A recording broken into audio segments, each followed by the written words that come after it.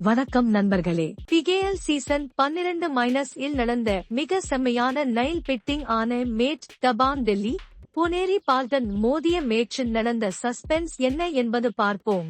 Match ஆரம்பம் முதலையே இரு அணிகளும் ரொம்ப அவரன்ஸா விளையாடினாங்க. புனேரி பால்டன் முதலில் 2-0 முன்னிலை எடுத்தாங்க. ஆனா டெல்லி அதற்குள் சமமான பதிலடி கொடுத்தாங்க. ஃபாசல் அத்ராசலி ஒரு சூப்பர்ல களத்தில் மிரண்டார்.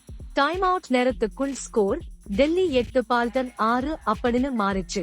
அதுக்கப்புறம் அஷு மாலிக் ஒரு மெஸ்மரைசிங் சூப்பர் ரேட் போட்டார். அதுல மேட்ச் மாறி போச்சு. ஹால்ஃப் டைமுக்கு முன்பே டெல்லி 18 பால்டன் 13.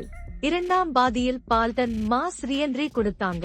திடீர்னு டெல்லியின் லீட் குறைந்து 19-22 பால்டன் முன்னிலை.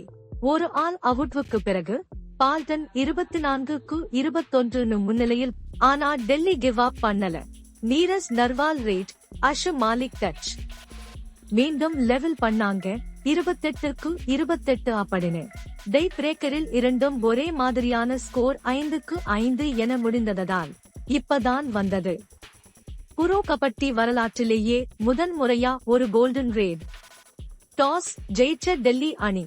கோல்டன் ரைட்டில் அந்த அணியின் அஷு மாலிக் ஏற்கனவே சூப்பர் 10 வச்சு இருந்தாரு. இந்த ரைட்ல அஷு ஒரே ரேட்ல போனஸ் டச் பாயின்னு ஹிஸ்டரிக்கான வெற்றியை பெற்று தந்தார். இந்த வீடியோ உங்களுக்கு பிடிச்சு இருந்தா லைக் பண்ணுங்க. உங்கள் கருத்துக்களை சொல்லுங்க. மேலும் வீடியோக்கள் பெற சப்ஸ்கிரைப் பண்ணுங்க.